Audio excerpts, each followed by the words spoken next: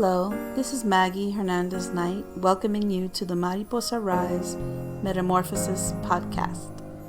The format of this podcast is a Q&A where I'll be sharing both client questions that have already been answered and listeners submitted questions sent to expand@mariposarise.com. The topic for today's live is how to steer your autopilot. As we know, it's pretty automatic.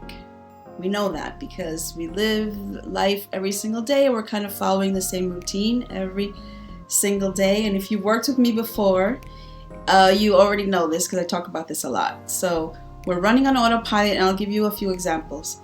You wake up in the morning, you've set an alarm, or you haven't, but you wake up probably at the same time every day.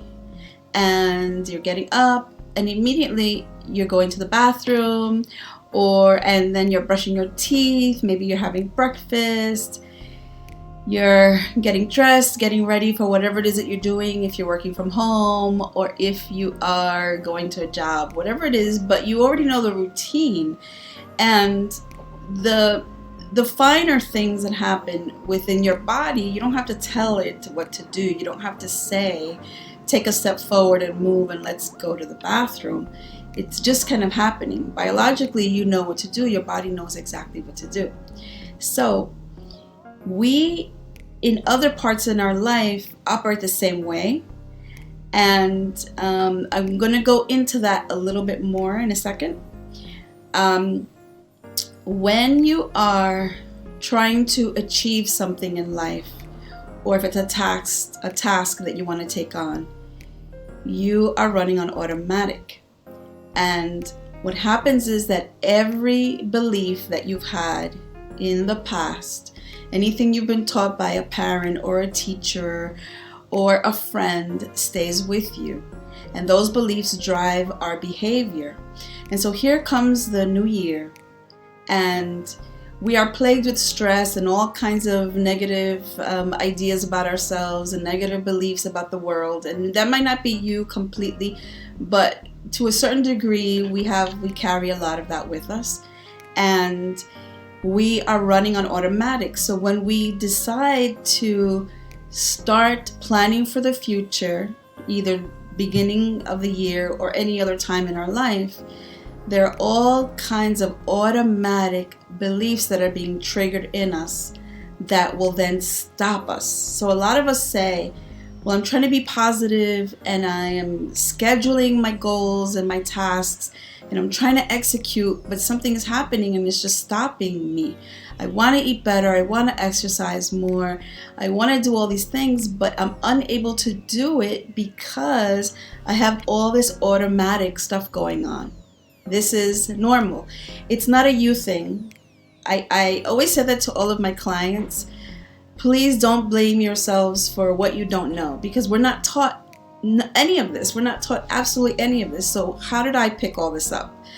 I'm going to go into my story just briefly for those of you that don't know. But I grew up in a very traditional Latin family where daughters were taught to kind of be quiet and on the side, although I had no brothers, but I was still raised that way.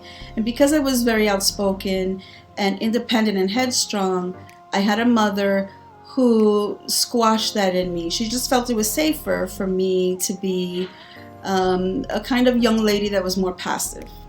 And so because of the years of my voice being squashed down, I eventually lost my voice completely. And when I mean lost my voice, I mean literally I wouldn't speak to human beings. I was just completely shut down and scared. But then I had a wake-up call. And some of you already know the story, and I'm sorry to have to repeat it again and again for those of you that don't know. But I was attacked in my apartment by someone who wanted to hurt me. She lived with me, actually, it was a female, and wanted to kill me. There was a knife involved. I got through it, thank God, but it was like the best and most horrific thing that happened to me in my life because it woke me up. It made me realize that I needed to attract better people in my life because at this point I was attracting psychos. So it sent me on this path to begin to heal myself. And I didn't just do this on the side along with the job and all my other responsibilities. I made that my priority, and everything else came second. So I took all the time off that I needed. I put myself in debt. It was pretty intense, but I really went in deep. And I took a lot of courses. I went to a lot of workshops. I did a lot of therapy, etc., etc. And then I landed here.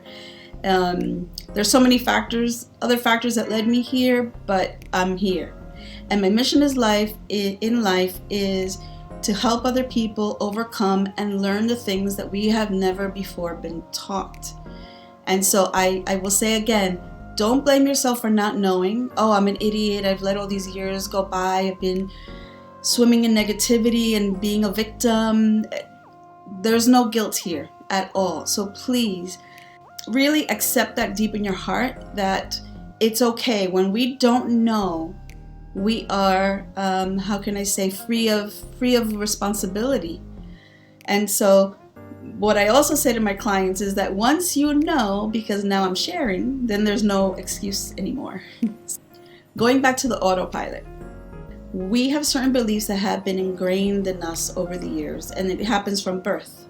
And some of them are good and some of them are not so good. So you learn about the world. Can you trust people? How do I use money? What do I do with my life? Do I work? That's something that you may have learned from your family if they're all workers, or maybe they're business people who own their own business. And so we grow up with these beliefs and they are automatic. Some of it is good and some of it is not so good, but we can then identify when we feel like we're stuck and we're being held back for some reason. And although that we have all the right intentions and we can prepare and say, this is what I want to do on a daily basis to improve my life, but then you find yourself not doing it, it could be that your autopilot is really pushing up against you and pushing you down and not allowing you to move forward. So then how do you steer it? Because we can't stop it. The autopilot's going to happen because that's the way the body works. We program it at a very young age in life, and then over the years, more programming comes in, and this is the way that we live. But we can also interrupt the feed. We can say, okay, this is not working because I've set certain goals and I'm not achieving them. I can't even get out of bed. That might not be your situation, but it could be. If you're one of those people that weekend rolls around and you crash and you can't get anything done, you might consider reprogramming yourself. That's kind of a big and strange word, but you want to consider reprogramming yourself so that you can begin to make some headway and take some steps in the direction that you really want to go. So how do you do that exactly? Okay, the first thing is identify what's not working. So I encourage you, if you have a piece of paper or if you want to record this, however you want to do it, please take this as an exercise that you can do now or later. But what is going on now? So the first step in everything is acknowledge where you are. What is your baseline? Am I in a crash? Am I unable to move forward? Am I stuck? Am I sleeping a lot? Am I watching a lot of TV? And no guilt. It doesn't matter. Like, who spends more hours watching television that you really want to? Please just send it in the comments. You know, there's no guilt. Doesn't matter, because I've done that too, where I'm just so exhausted and I just can't move forward. And so it's like, oh my God, the television. Where's Netflix? It happens, right? So if you recognize first where you are, then you have something to work with. And you can begin to erase the program that is allowing you to move in your life in that direction and with those behaviors. So I'm going to use the TV one as an example. So let's say you spend Saturday and Sunday doing nothing much but just watching television the whole time. If you acknowledge that this is something that you don't necessarily want to do anymore, you have to pre-select what you will do instead. So instead of watching television, you may want to go to the gym, let's say. Or you may want to spend time with friends, or you may want to read or take a course. or attend a workshop, whatever it is. So you bring in the thought and the words. It's very specific. So there's a 4-step process here. So you want to begin with the thoughts and the words, and you probably have already heard this because everything begins with our thoughts and our words. Everything with our thoughts. So this is the reason. Now I'm going to explain why that works that way. So you're going to pre-select something different. You're going to bring that into your thoughts, and those are going to be the words that you will say, I want to do this, or I'm going to do this. Right away when you say that, the mind is going to create a picture that is going to show you what that looks like. Now, if what it looks like is painful to you, like, oh my God, I'm going to drag myself to the gym, then you're not going to do it. And this is the reason why we end up staying in bed all weekend, because the mind is automatically generating a picture of what it is that we thought we wanted to do. And for the most part, if you find yourself not doing the things that you set out to do, it's probably negative. The feeling that it's generating is negative. So it begins with the thought, then the picture, and it will generate a feeling in you. Now the feeling is going to inspire action. And so if you set out to do something and it makes you feel all wrong, chances are you are not going to do it. So feelings drive everything. Yes, the core is the thought and the words that you say, but right away a picture is created and then feelings are generated. And those feelings are going to drive the behavior. So to interrupt the feed, you choose what it is that you want, and then you consistently create the picture. So if you want to begin an exercise program so that you can be more fit and healthier or lose weight, whatever it is that your goals are, you picture yourself having achieved that goal. So you are inputting a different picture than the mind itself might be creating for itself based on its current autopilot. So you choose the new goal that you want, the thing, the vision that you have for yourself, and you see it. And you have to be obsessed in a positive sense, not a desperate. Desperate is different. Desperate means that there's doubt, that you want something but you don't think it's going to happen because it hasn't really happened before, and so what's the point? But I'm going to do it anyway because Maggie, from Mariposa Rise said so. It doesn't work that way. You truly have to have an intention that feels real and good to you.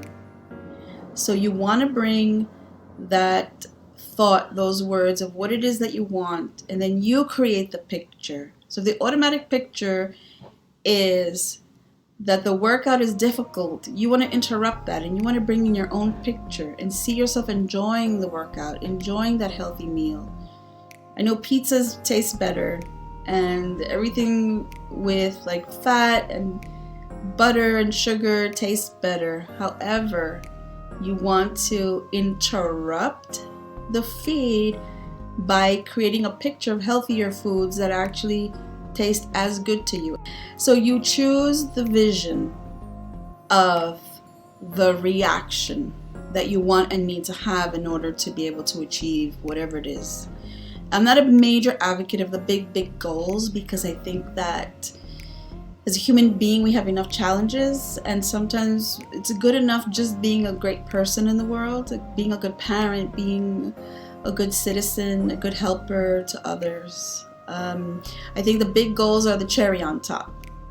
So if you create that picture of what it is that you want to carry out moving forward for yourself, and then you connect to how good it feels to have that, then that begins to erase the old programming. Because the old programming may automatically generate a picture that is you dragging and you're exhausted and you don't really want to go work out, and then you feel bad, and then that's when you're just like, I'm just going to stay in. But if you interrupt the feed and you create the picture of what it is that you want to create in your life, even if it's just an afternoon alone so you can soak in the tub, so you can be completely relaxed, you picture yourself there. And then you generate that feeling inside of you. How good does it feel to be able to do this? And then it will inspire the action. So the 4-step process, if you want to jot this down, is it begins first with the thought and words, then the picture, the feelings, the action, and then the reaction, which is the outcome of what you've done. And you keep this going consistently over time, and what will happen is that you will see yourself actually executing what it is that you want much more easily, because you're working with your body. And that's so important. The body can actually fight against you because it just knows what it knows in the past. But you have to work at interrupting the feed. And I'm going to repeat it again. You choose what you want. You say the words. You see the picture. You create that picture, that vision in your mind. You're automatically going to feel feelings, or you want to replace whatever you're feeling with a good feeling about the situation, about what you're trying to accomplish. And those good feelings are going to allow you then to take the action. And the reaction will be the outcome.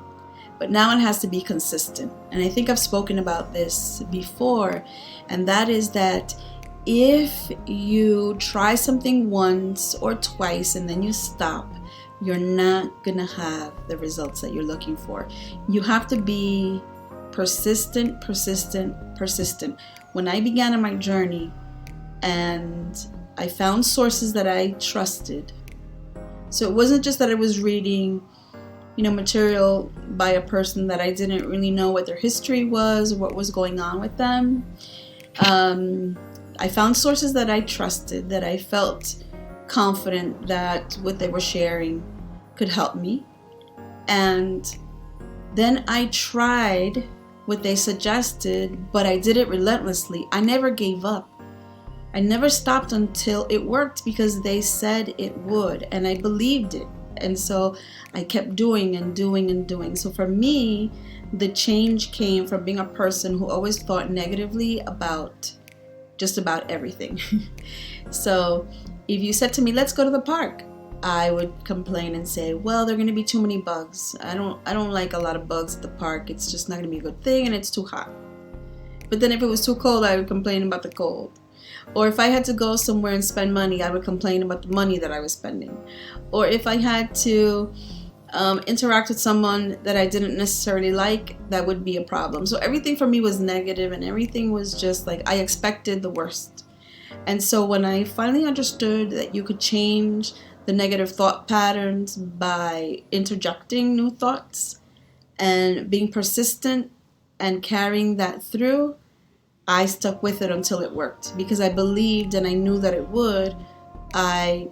But I also knew that I had to give it time, and I gave it a lot of time. I think probably I noticed. I can't tell you that I can pinpoint the exact date that the shift happened, but I can tell you that within 6 months, I noticed that I was no longer thinking negatively, that I was now seeing possibilities instead of obstacles, that I was seeking to have a greater understanding and looking for the solution as opposed to focusing on the problem and focusing on a lot of problems.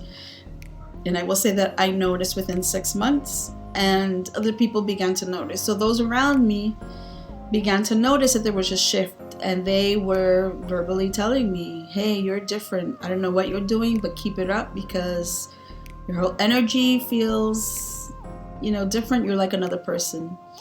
So I urge you to consider steering your own autopilot. And steering your own autopilot will not be easy. It will take time, it will take effort, it will take consistency on your part, but I promise that things will soon change. That's all for now, mariposas. Be well y hasta la próxima.